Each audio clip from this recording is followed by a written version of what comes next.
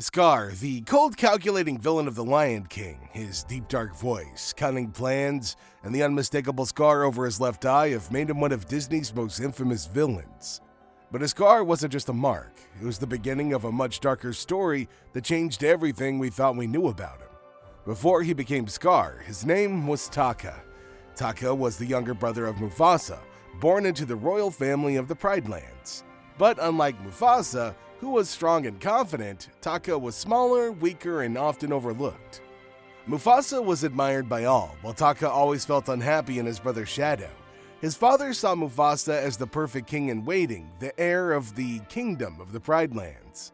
This wasn't just jealousy. Taka also wanted to prove himself. He wanted to be recognized, to be respected, and to prove himself just as worthy as Mufasa. And that was exactly the point where everything went wrong. According to one of the stories, Taka began harboring bitterness toward his brother Mufasa because Mufasa seemed to be getting all the attention.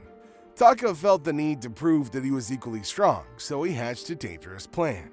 Taka provoked a stampede of buffalo to attack Mufasa, hoping that maybe their father would finally think ill of him, but it backfired. The buffalo had switched their target from Mufasa to Taka, and one buffalo hit Taka across the eye, cutting a deep gash. His whole life changed from that moment on. When Mufasa and his father found him, Taka was scared, humiliated, and ashamed. But instead of calling him by his real name, his father gave him a new one, Scar. The name stuck and Taka was no more. But this isn't the only version of how he got his scar. Things are different when one comes to the Lion Guard. In that version of the story, Scar wasn't hit by a buffalo, but rather bitten by a nasty, deadly cobra. As leader of the Lion Guard, Scar met this mysterious lion with a scar over his eye, who eventually tricked Scar into seeking more power. He led Scar to a dangerous cobra. Before Scar could react, the snake struck. The poison left him with a scar, but it did more than that. Rafiki revealed that the venom didn't only leave a wound, but changed Scar. The venom distorted his mind till he could barely see right from wrong. His ambition swelled even more, his envy darkened, and his thoughts grew treacherous. Be it the buffalo theory or the snake theory, one thing is clear. Scar's scar was more than just an injury. This was the point where things shifted for him. Before his scar, he was simply Taka, jealous but harmless. After his scar, he turned into Scar, a bitter, vengeful lion who believed that he should have had the throne. And the worst part, nobody really helped him.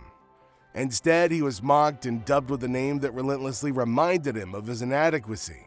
Mufasa, who could have guided his brother, laughed at his pain, and Scar, he never forgot that. What if someone helped Scar after getting wounded instead of making fun of him?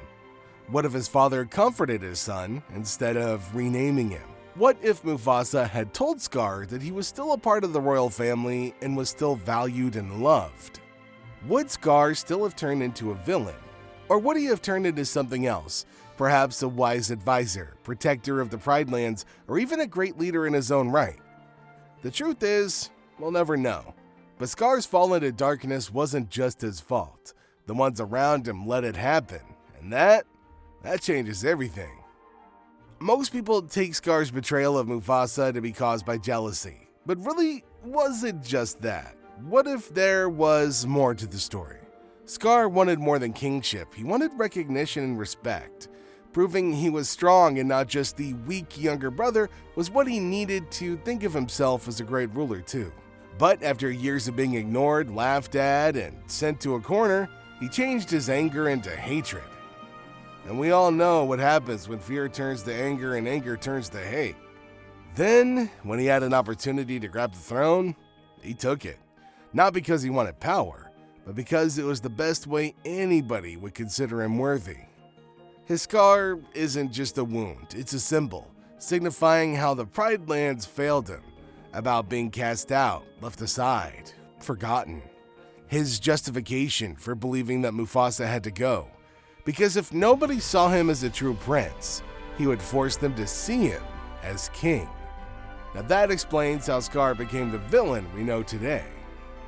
At the end of The Lion King, Scar met his doom by the very hyenas whom he once ruled over. But even as he falls, the scar will always be with him. a reminder of the moment his life took a turn, a reminder of the lion he once was, and maybe even a reminder, just maybe, that Scar was never meant to be the villain. He was just a lion who was never given a second chance at life. So now with the truth fully revealed, the question is, could Scar have been saved? If someone helped him overcome this feeling, if somebody was kind to him, if somebody told him that he was worth more than a Scar, would he have still turned against Mufasa? Would the Pride Lands have fallen into darkness? Or would Scar have turned out to be one of the greatest kings the Pride Lands had ever known?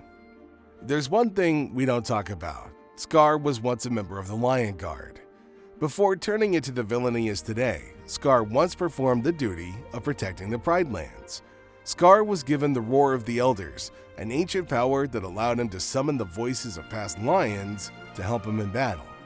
That means that Scar wasn't always seen as the outcast. In fact, he was trusted with an incredibly powerful responsibility. But things changed.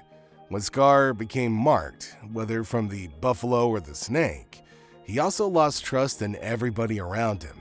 His paranoia, fueled by the venom or his growing bitterness, led him to believe that even his own Lion Guard was standing against him. And then, he made a fatal mistake. Scar turned the Roar against his own team, using it for evil instead of protection. But the Roar isn't meant to be misused. The moment he used it with ill intent, it disappeared. This was another pivotal event in Scar's life. The moment he lost the Roar, Scar lost his last possible tether to the great kings of an earlier time. He was truly alone now. Without the Roar, Scar was left with nothing but his ambition, and from that moment on, his path to villainy was set in stone. Even after Scar was defeated, his story wasn't over. His actions left scars, not just on himself, but on the Pride Lands as well. Zira, Scar's most loyal follower, never let go of his memory. She taught Kova that Scar was the real king and Simba stole the throne. Zira grouped lions who called themselves Outlanders into one common purpose, getting vengeance for Scar. And then in the Lion Guard, Scar's influence became even greater. His spirit, cast as a flaming apparition, was restored through dark sorcery and fire. The flaming spirit led the attacks on the Pride Lands, even after his departure, proving what no one had ever thought, that his influence was stronger than imagination. And this brings us to a really important question. Did Scar actually leave? Or did his story go on long after he was gone, influencing the future of the Pride Lands in ways that nobody could have anticipated? Well, now that you know the truth behind Scar, what are your thoughts? Was he always going to be the evil one? Or was he just a lion who never got the chance to be something else? Let us know what you think in the comments section down below. And until next time, Hakuna Matata.